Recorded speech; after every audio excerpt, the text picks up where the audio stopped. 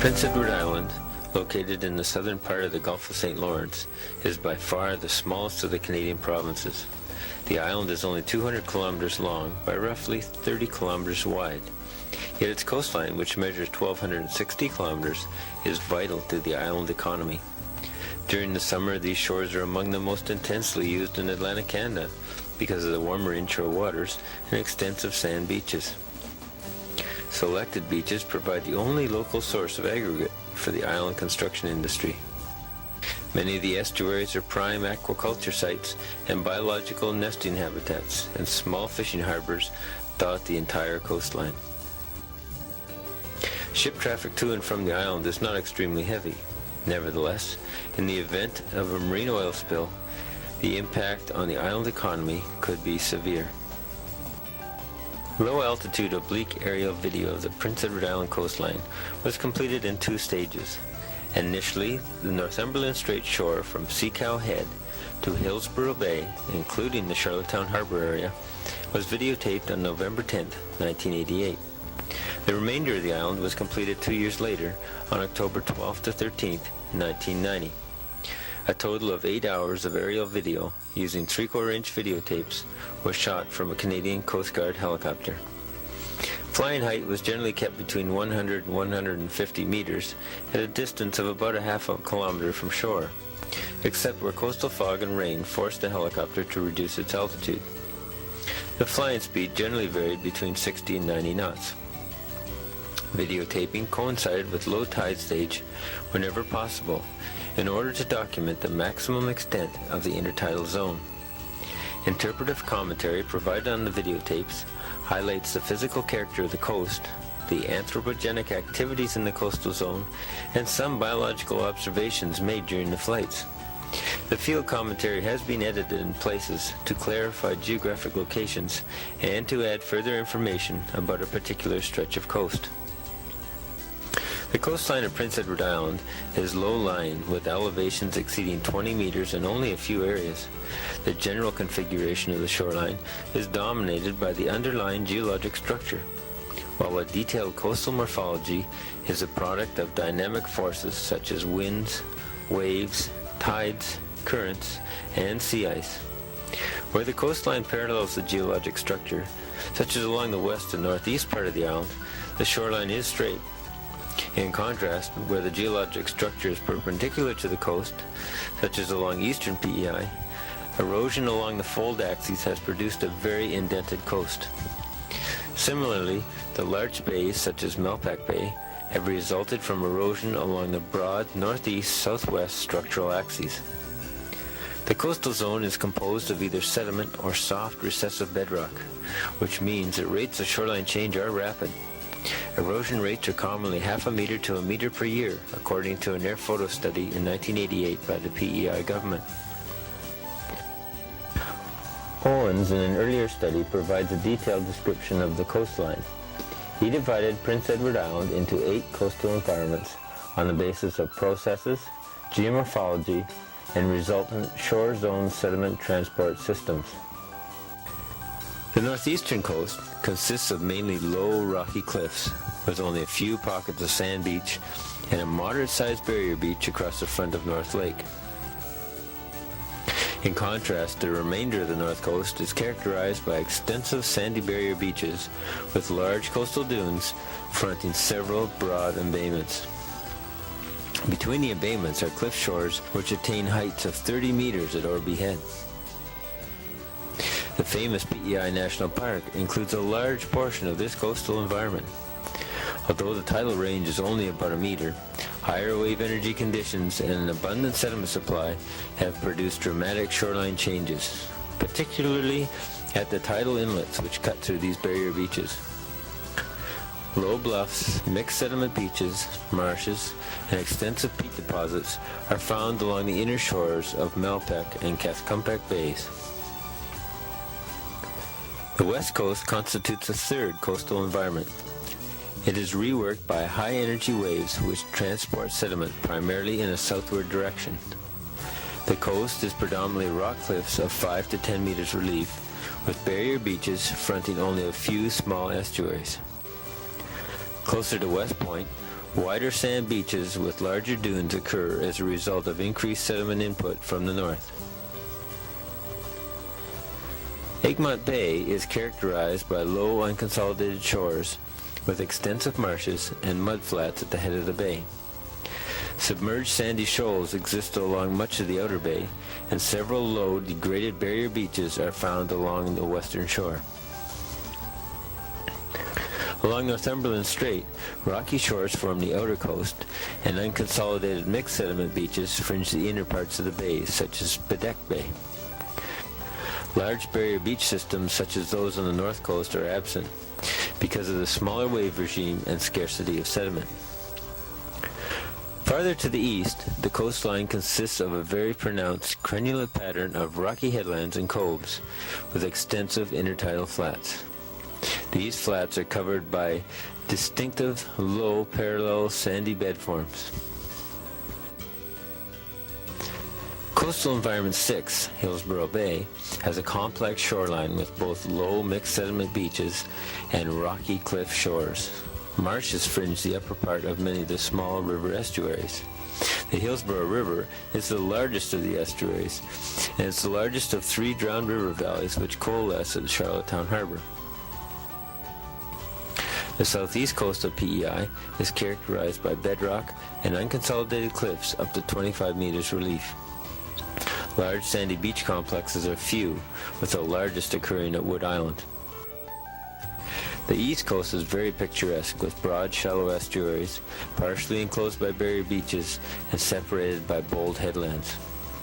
Just south of East Point, several spectacular barrier beaches occur, and some of the largest wooded dunes on PEI are found here. For the next 15 minutes, the aerial video gives us a fantastic view of the barrier island shores of Prince Edward Island. Our coverage begins in northwest Malpeque Bay. It proceeds along Conway Narrows, Lennox Passage, around some of the smaller islands in Malpeque Bay, along Hog Island and the Conway Sandhills and Cascompec Sandhills, into the inner shores of Cascompec Bay, through Elberton Harbor area, and along the barrier island shores of Cascompec Bay, out along the rockier shores towards Cape Kildare, and we end around Tignish Run.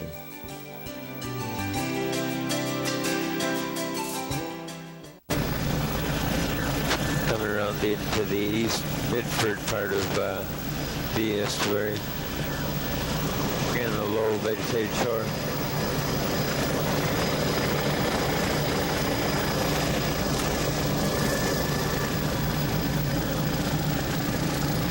Slide 2 of this film, number 9. Getting some cobble and bedrock exposures at this small headland, and then they've got a sandy beach with some dune grass almost covering off a small outlet.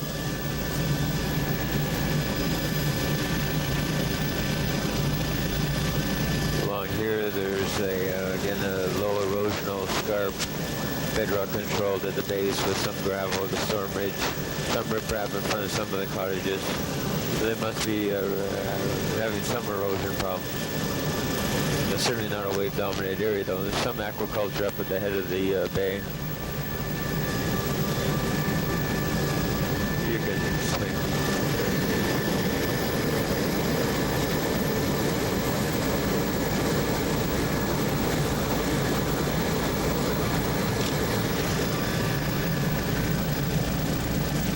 You can see there in the monitor some of the aquaculture that's in both the arms of this embayment. Up at the head of the estuary, there seems to be even a Sen type of, or weir type of arrangement for fishing. You just see it in the monitor there, sticking out of the water. Now we're at pretty well high tide right now. It's 15:40 hours, October 12th, 1990. It's coming around the arm on by East Bideford, the village of East Bideford. There you see looking out towards Hog Island and the outer part of Malpeque Harbor.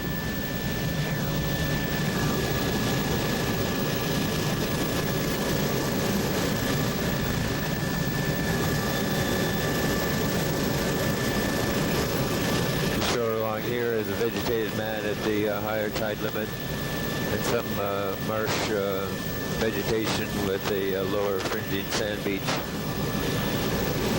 The intertidal is probably not that extensive. It's probably under 100 meters or less than 100 meters in width, but seems to be primarily sand. You can see the low tone in the lighting at the intertidal area. That's sandy. The sand spit development.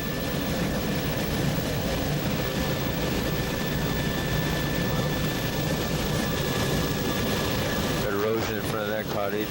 Bedrock controlled though.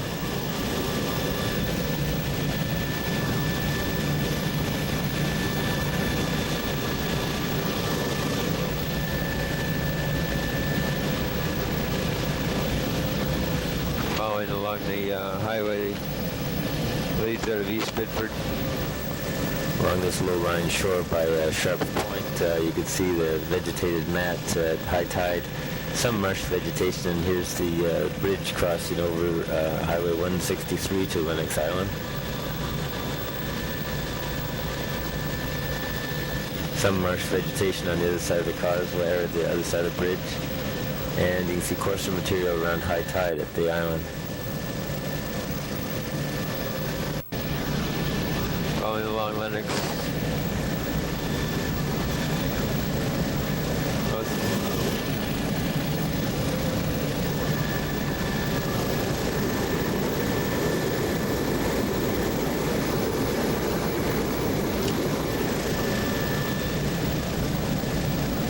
Flight of the village of Lennox Island. Shore along here is a low it's erosional scarp, pretty well vegetated though.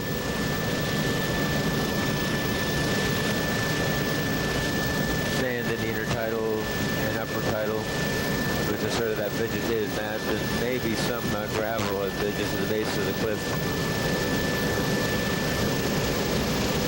Looks to be some bed form development down where the boats are showing up, but it's not well developed.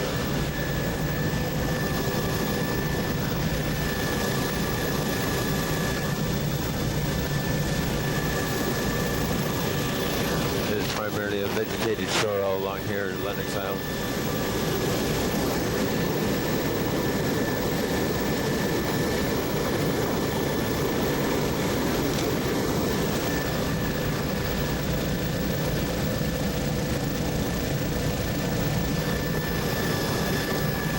Just coming around Gull Point along the seaward side of Lennox Island, you can see a substantial, looks to be a deposit. Its surface vegetation has been removed, and you can see more clearly in a minute the drainage ditches that cut across this peat deposit. You can see the erosion at the seaward side of it as well.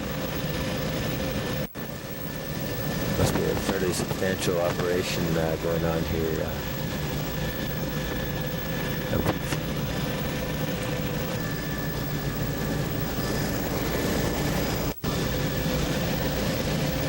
Up in behind Hog Island towards Conway Inlet, we're still on Lennox Island. You can see that the shoreline is a low-lying with a vegetated mat with dune grass at the top of the beach with a sandy intertidal and sand in the lower intertidal. We're at high tide right now, unfortunately, but still see through the lighting. The light areas on the water are sand. It's primarily sand over probably a bedrock substrate. A few boulders along this shore. There's actually very few that we've ever seen along. This is quite a rarity to see those. I don't know if they're ice rafted or just leftovers from the bedrock. They look a little different though. Mixed sand and gravel shore here. No, you can go that way. We'll just pass off the inner part of Lennox Island, and you can just see it's a low-lying vegetated shore for the most part along the whole length of a small isolated scarps in places. But I'd say it's 90% vegetated shore of a sandy, fringy beach. We can come out. We'll just swing around here. Just looking across the Conway Narrows and Rocky Point. As we cross the Narrows, you're seeing in right now Hardy's Channel. Extensive flood tidal deposits have formed here, and adjacent to that, to the east, you've got overwash deposits as well as tidal deposits. A lot of seabirds. And this channel separates the Conway sandhills from the Malpeque sandhills. Used to be an old inlet just coming into view here in 1935. These inlets migrate a fair bit. Just cutting along the backside of Hog Island, it's roughly 17 kilometers long and ranges from 700 to 1,000 meters wide. It's reported to be roughly 2,000 to 2,300 years old based on radiocarbon dates. Here you can see the vegetated overwash fans, the white vegetated mat, poorly developed beach, but the intertidal bed forms are some of those.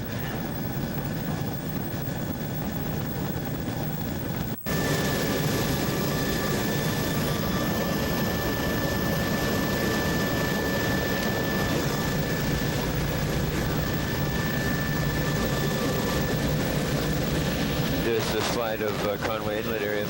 Coming along the backside of Hog Island, you've got quite a high fore-dune ridge on the backside of the barrier. It's a little bit lower on the seaward side. It's a little difficult to see, but we should be able to see it from the other side even better. You can see there's some blowouts that haven't been vegetated. Essentially a two-ridge dune system. An erosional scarp on the seaward side, and then a vegetated hollow with a secondary fore-dune ridge in the backside. As it gets a little wider along here, we're getting into older dune blowout and more mature vegetation. The whole backside is sort of a vegetated mat over a sand beach.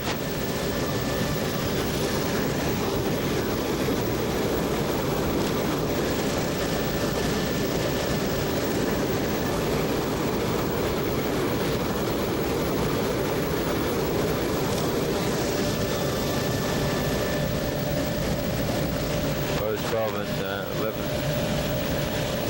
9 and 10 of the back of the Hog Island.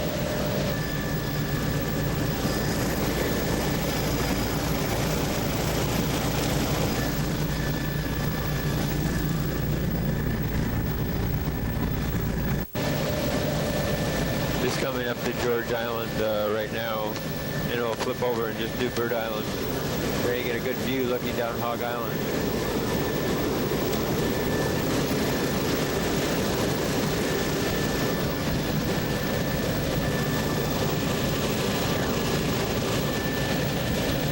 Down the backside of George Island, and we're coming across over to Bird.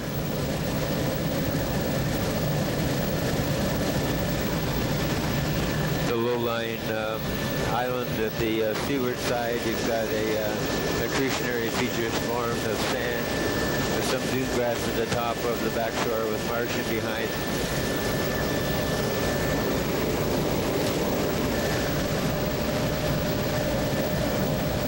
Photo 13. Flying at around 450. It's a pretty well sand shoreline with the marsh in behind. Intertidal is quite extensive and sandy with some coarse material popping through like boulders and so on. Some mixed sand and gravel on the points.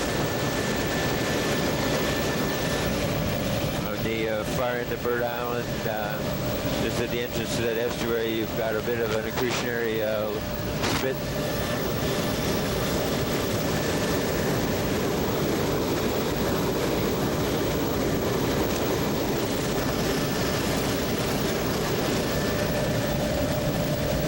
Photo 13 or 14.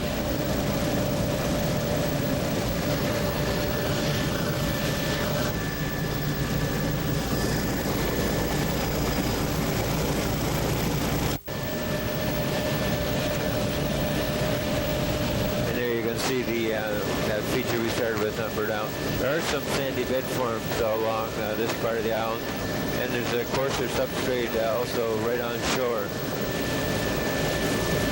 So that gives you an idea of Bird Island.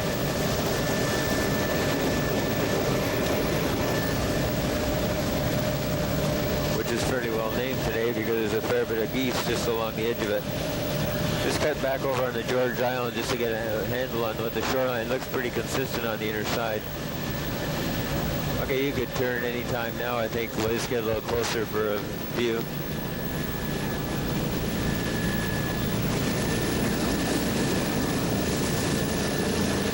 Yeah, it's a low erosional scarp in the back with some dune grass and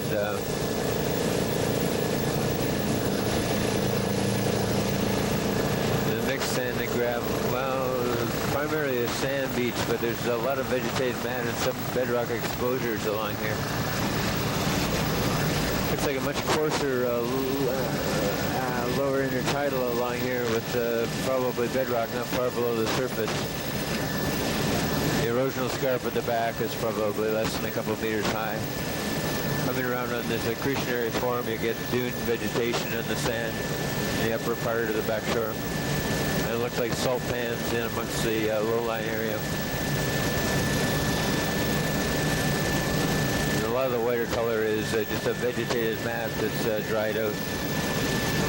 All the way along here, this white is I think it's primarily vegetation, although there is some coarse material around.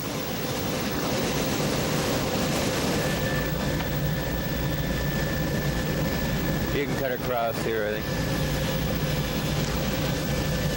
There you can just get back on the Long Island, or George's Island, sorry.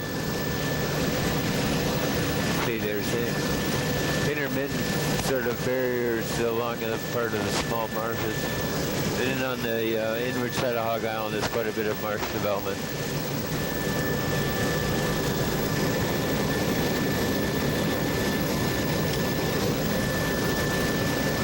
Quite a colorful assortment of vegetation in the backside of Hog Island. Old marsh vegetation, trees, and the old blowouts. Quite an established vegetation sequence. Here you're getting into the edge of one of the old washover channels and inlets at the end of Hog Island. Extensive washover. It's pretty dark on the screen, but yeah, we're just seeing it now, the extensive washover area. This large washover channel is often known as West Gully. It used to be an inlet, and it's been accreting for tens of years now, but it's still only 1 to 2 meters above sea level, so it is overwashed during most storms. Also, you can see on either side of it very distinctive curved dune ridges or beach ridges to either side of it formed at the time when it used to be an inlet.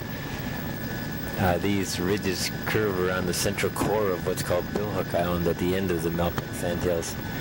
And it's about 3 meters of till over top of a rock base. Most of the beaches along here are quartz sand, around 0.2 millimeter size, average size. And the dunes on the seaward side are maybe around 10 meters high. There's only a few places where you can see this till outcrop, and one is just here at the light. Although there's been erosion on the seaward side of the Hog Island around 0.26 meters per year reportedly. The southeast end here at the Malpeque Channel, Hog Island is prograded around 600 meters since mid-30s until early 1970s when the McMaster group was studying this area. You can see part of the spit platform down below us. This area apparently is built up quite a bit, although the shoreline's retreated about 0.26 meters per year.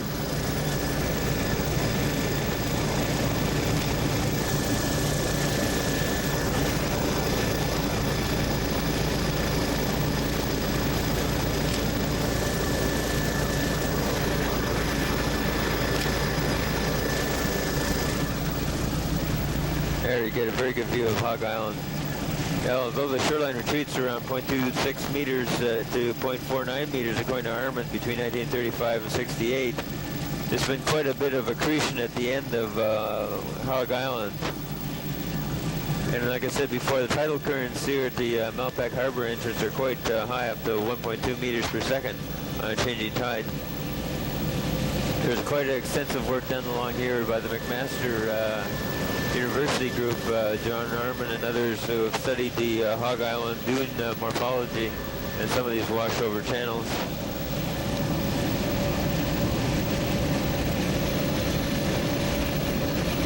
The barrier along here is about 700 to 1,000 meters wide.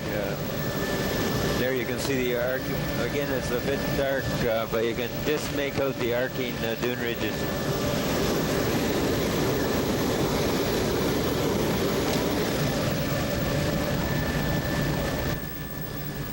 Here you can just see coming into view the curving ridges, beach dune ridges adjacent to West Gully. Some of the blowouts have been recolonized by vegetation. This West Gully washover area is around 2.5 kilometers wide. You can see it's slightly higher on the seaward side. And there's a very extensive washover fan on the lagoon side. The total area has decreased considerably since 1935 as dunes have increased and prograded to either side of it since then.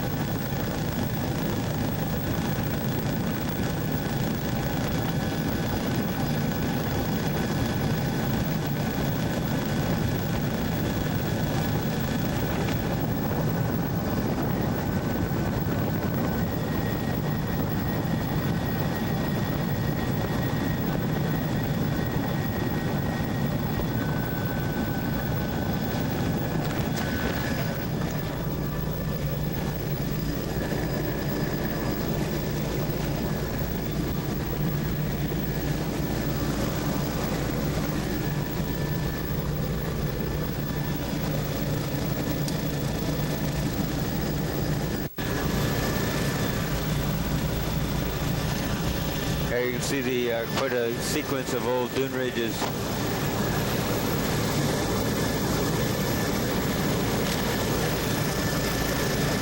We're just in front of George's Island right now, and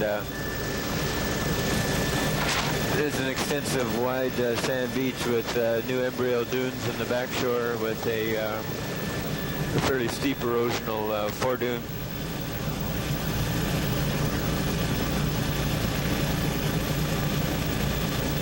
There's quite a steep foredune along the edge of the seaward edge of the barrier, and quite well-defined dune and beach ridge complex in behind.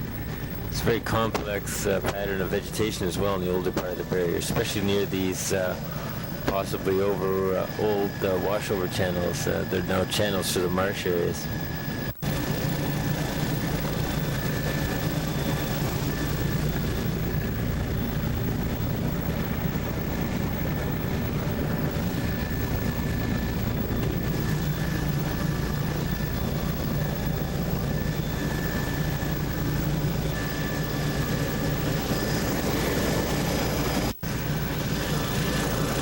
Travel along Hog Island.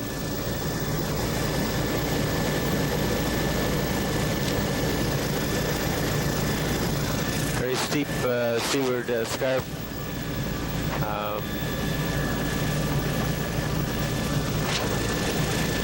multiple series of linear bar dune ridges going back into the marsh area, and older dune blowouts back in the older ridges.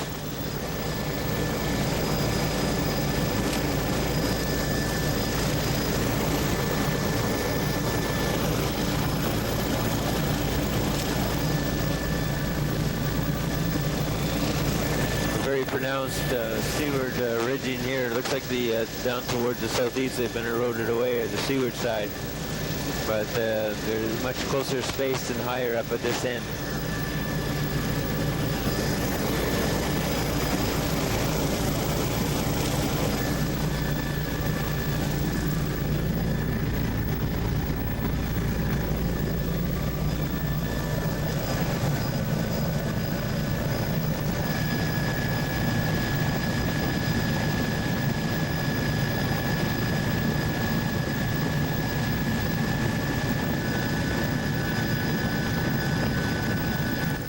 As we approach the narrowest section of the Malpeque sandhills, on the narrowest part of the barrier, you can see that there's a lower, older dune ridge in the back, and a much higher erosional foredune at the seaward side of the barrier. As we get closer to the even narrower section of the barrier, only tens of hundreds of meters wide, you get much larger blowouts in these older dunes. You see some of them have been recolonized by marram grass and so on, but they're quite substantial blowouts.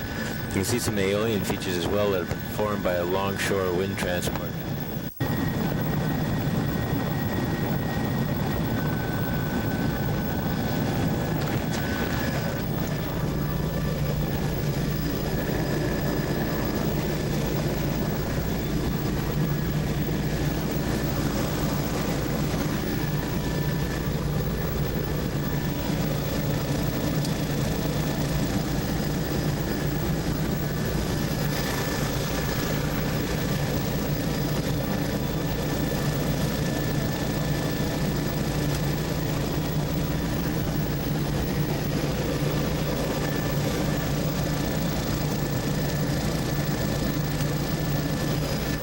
This is another example of a revegetated old inlet and washover fan. The inlet existed in 1935, and it lies just to the south of Hardy's Channel.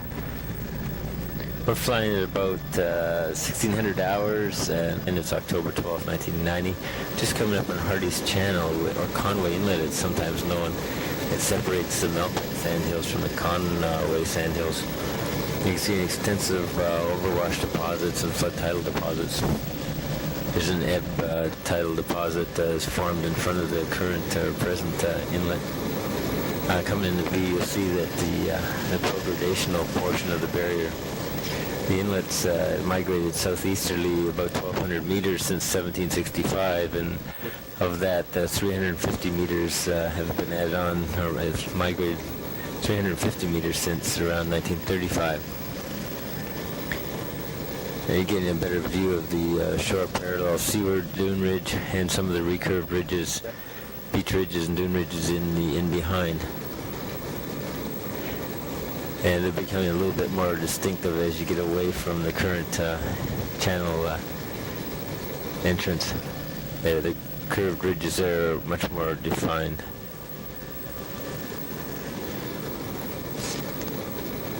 Dune is primarily covered with marram grass. You get into a more complex vegetation pattern near these old washover channels or inlet locations.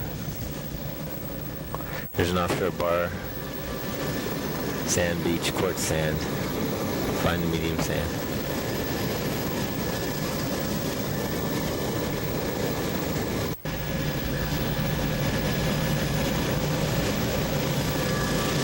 The back lagoon shore, it's sandy with a vegetated mat. It's dune vegetation and upper slope. And if you look over in the far in the mainland, it's mostly a vegetated shore with a sandy fringing beach.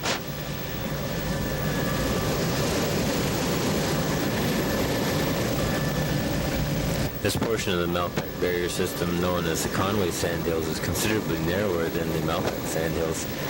Maximum width is only 400 meters, and here you're probably only tens of meters wide. You see a fairly simple, more recently developed prograded dune ridge parallel to shore. Lagoon shore is fairly similar with low bait form due to overwash or tidal inlet deposits. At one point there was actually, I believe, 6 islands and 7 inlets along this section of the Malpeque barrier system. And now there's only 3 islands. Here you can see an old inlet that's been infilled by washover deposits. Not sure which one this is. It could be from the 1800s or 1900s.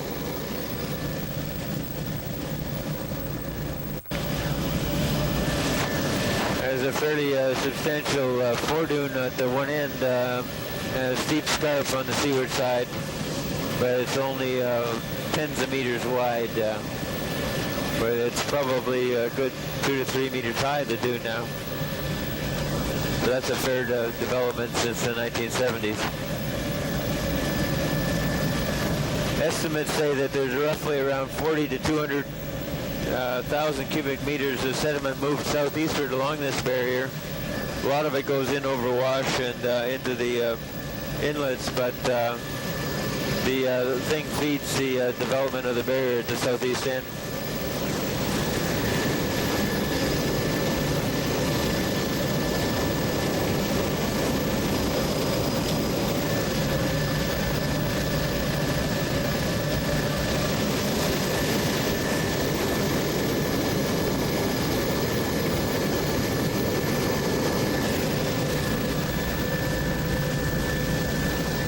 You can just see some of the relic depositional features of the Cavendish Inlet that's now infilled. The old flood tidal deposits, the washover deposits, it's all been vegetated and infilled now.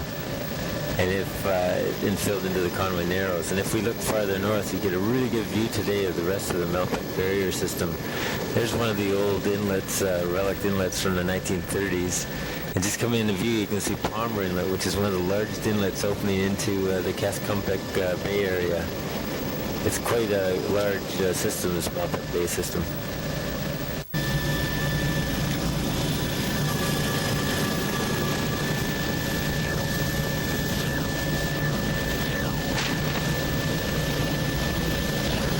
The mainland lagoon and shore on the lagoon is primarily a vegetated shore.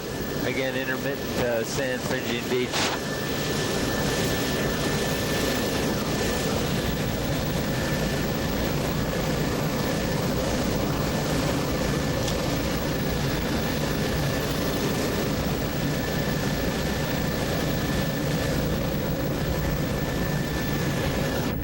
When we get up here, we'll maybe, just past the inlet, we'll take a swing back as well.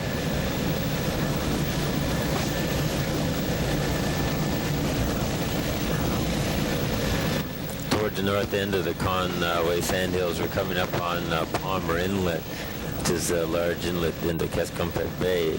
This was fairly stable since 1935, but you can see the extensive flood tidal deposits and washover deposits. It has a large ebb shield, but it is flood tidal dominated. Appears to be still prograding in the southeastward direction. There you get a good view of the flood delta there.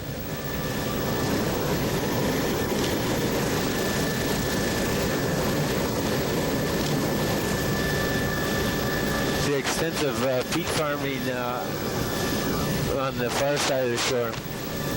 We're going to swing around to look at the barrier in length.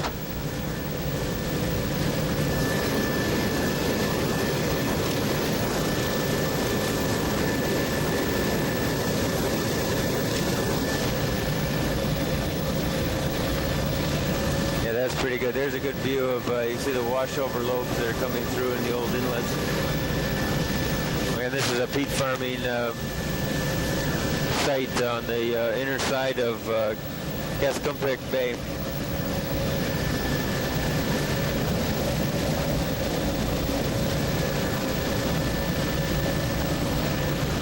Can you drop her down just a little bit? There's a good view of the peat farm.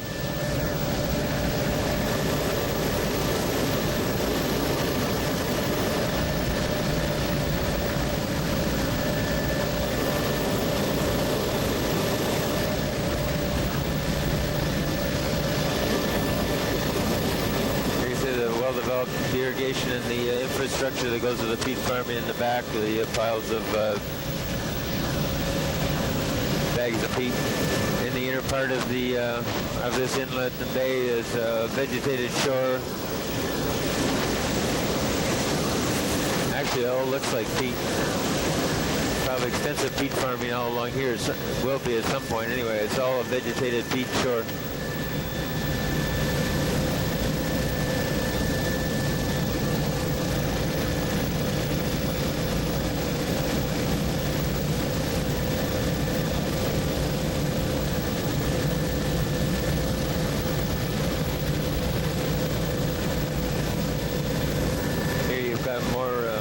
More of a modern marsh shoreline.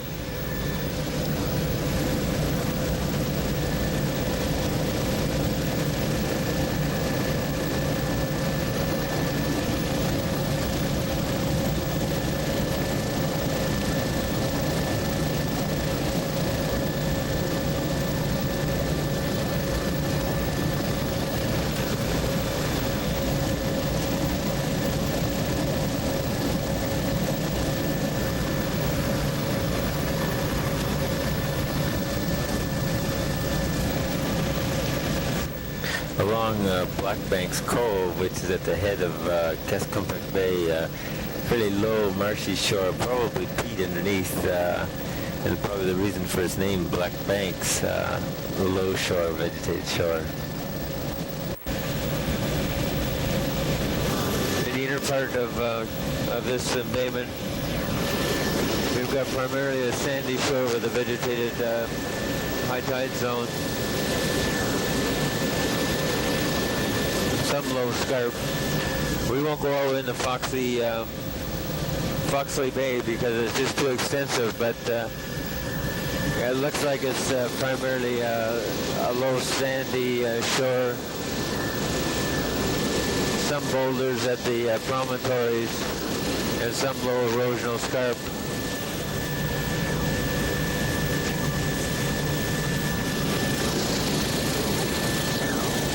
There is marsh development in the embayments, but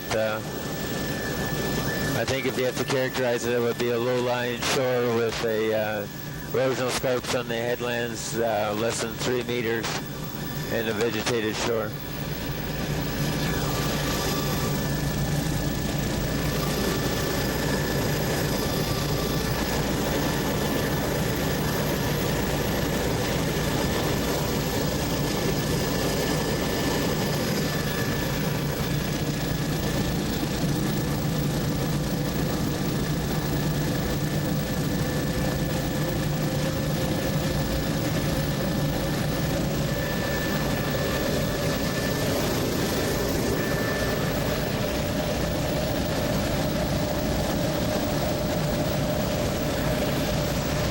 See the wharf doesn't have a really name for it. Kescompick probably wharf.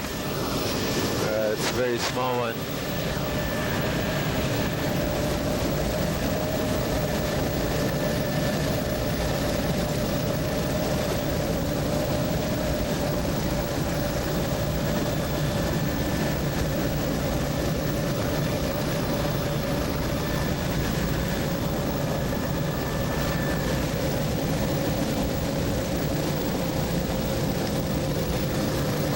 At the head of Kescompick Bay, we've got a low shore, some rock outcrops near the trees there, and we're just crossing the Mill River estuary over to Fox Island.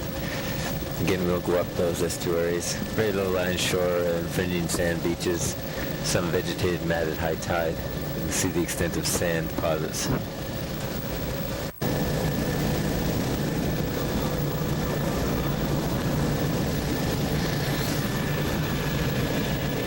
Just crossing the Dock River estuary, coming up to the peninsula where you can see Elberton South in the background.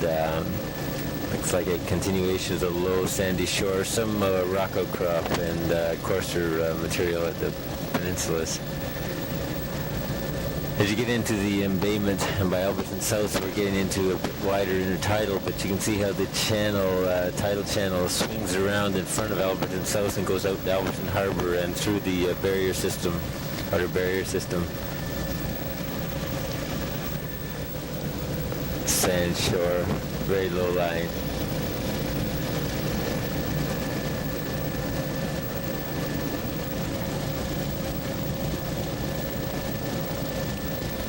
This is essentially the wharf facilities, I guess, for Elberton. You can just see the tidal channel just swinging out past the wharves. There's some of the shoals. Slide 2 of Elberton Harbor.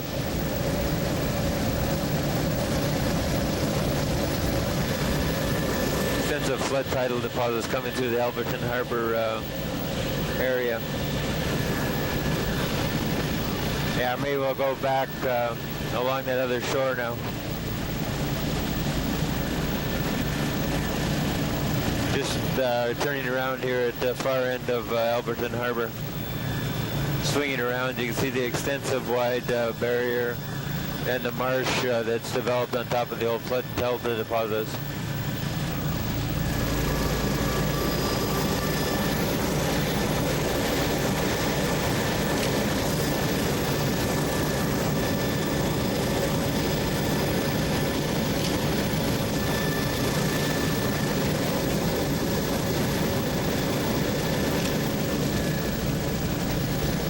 good view looking back on the barrier here and the lighthouse at Elberton Harbor.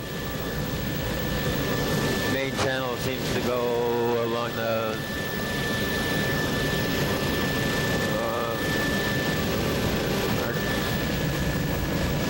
there's looking at the lighthouse. That's the Elberton Harbor Inlet. It's a fairly extensive and well-established inlet, fairly deep. There's erosion along this shore about 2.2 feet per year, but obviously there's some accretion on the southeast side of the barrier. We're just going along the back side of the Cascopec sand hills. This barrier is much narrower and much lower than the other ones we saw farther to the southeast. The back shoreline, lagoonal shoreline, is fairly similar. There was once two inlets that cut through here, the barrier, in the mid-1800s. I don't know when the more northerly one closed, but we'll just coming up on it in a few minutes, and you can see the extensive sand deposits and the revegetated washover in the foreground here. They're beginning to pick up some of the curved ridges as well, beach ridges and dune ridges. The whole barrier itself has probably moved about 100 meters landward between 1845 and 1935, according to historical evidence. There you just see in the edge of the washover channel that was once an inlet. In places, the barrier is very narrow. Fairly straight four-dune ridge on the seaward side of the barrier. And you can see some of the older recurved ridges in the back shore. Just coming up on the other inlet that was closed off in 1912. You can see in places there's a sharper scarp or definition on the back shore waterline, and it may well be there's peat there, or it may well be there's just a till.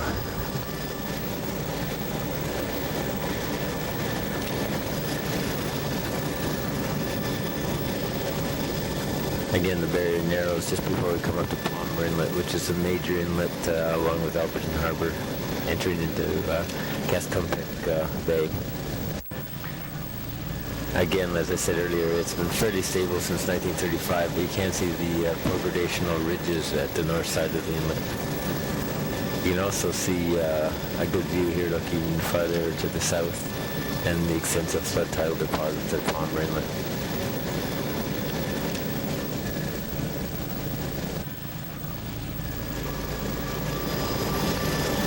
Very narrow inlet at this part. Appears to be prograding quite extensively from the north.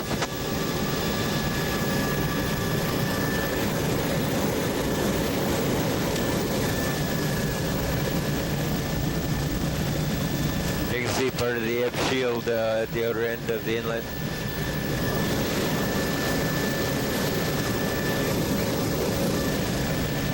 Maybe just give a swing around and we'll get to see the long view of the barrier in a minute. See the waves breaking on the ebb shield.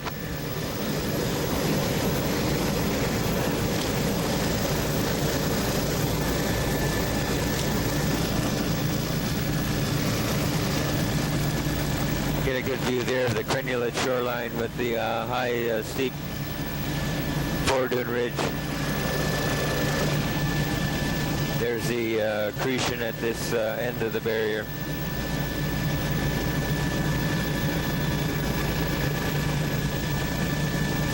We're flying at about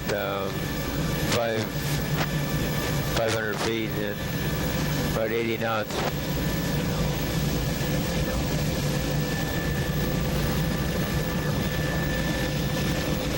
There you can see the bed forms on the back of the lagoon. That's where the old, used to be an old inlet just up here.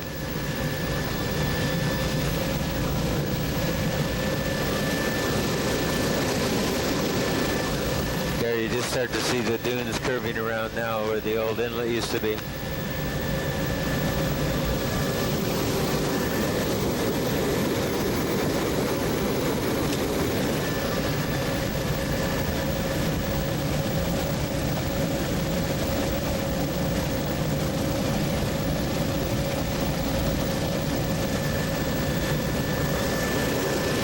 old establishment with some scrub brush and some houses around an older dune development.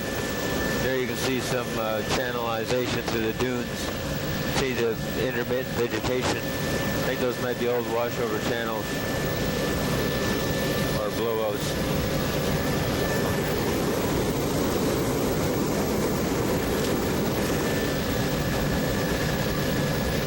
At the Elberton Harbor end of the barrier, you're getting more linear dunes. Some tree growth on the older dunes is recurves.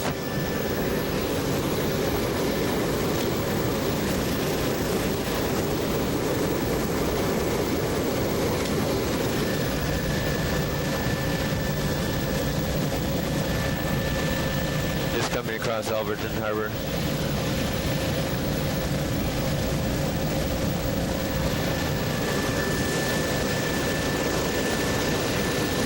A steeper foredune, probably only a couple meters high.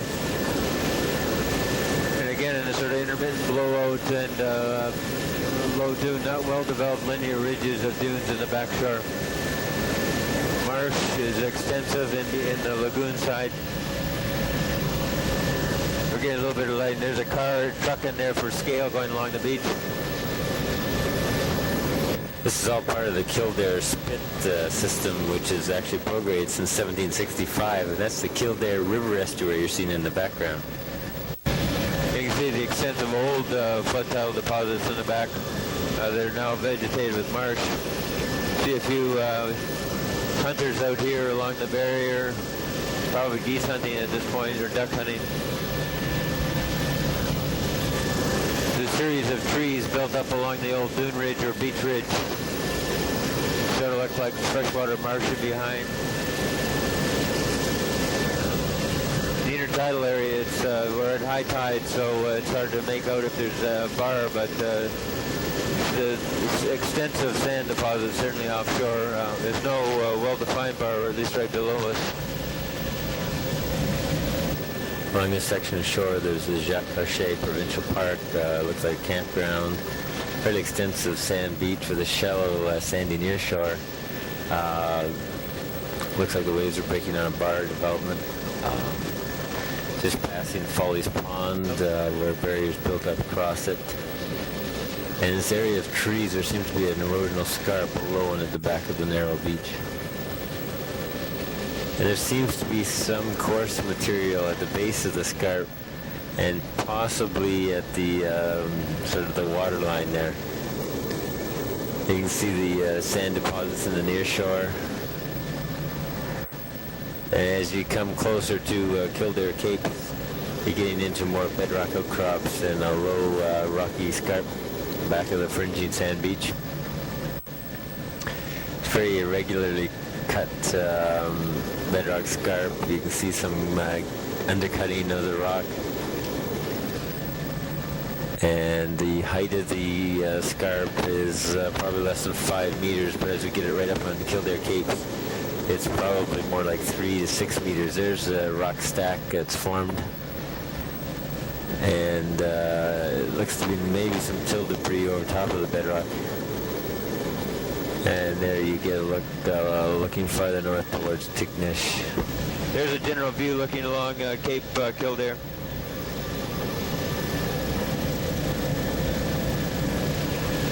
Thermocarboniferous sandstones, fairly recessive.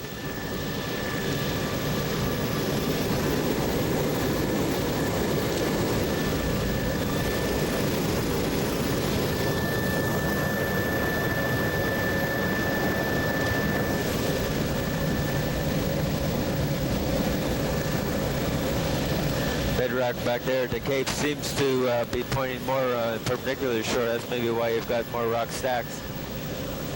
They're coming up towards the Tignish shore.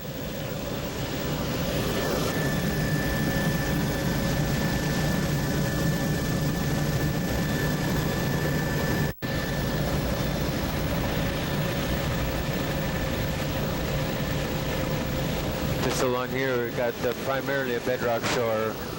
Wave cut notch at the base at high tide. We're just at high tide now, of course. And you can see some wave cut platform development. And a low fringing sand beach at the base in a lot of areas. As we come up into the Tignish Shore area, it's getting lower and you get a much wider sand beach in front of these lake and olden estuaries. They're just outlets right now. They don't appear to, well, they could be, they're connected at high tide anyway.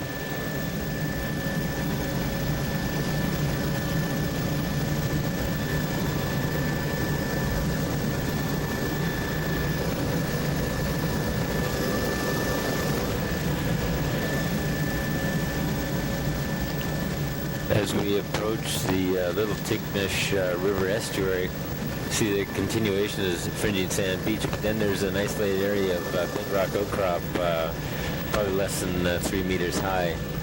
Then you've got an extensive depositional area in front of the little Tignish River mouth, outlet coming into the sea, and marsh in behind the barrier.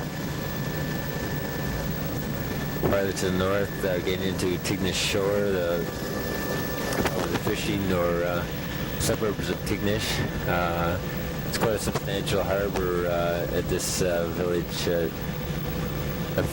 wide fringing sand beach, dune grass at the back, or marram grass. And here's the harbor. It's very well constrained at Tignish Shore. It's actually called Tignish Run. And you can see some riprap at the back of the beach. And the marsh you see here is part of the Tignish River estuary. You can see access road along the back of the barrier.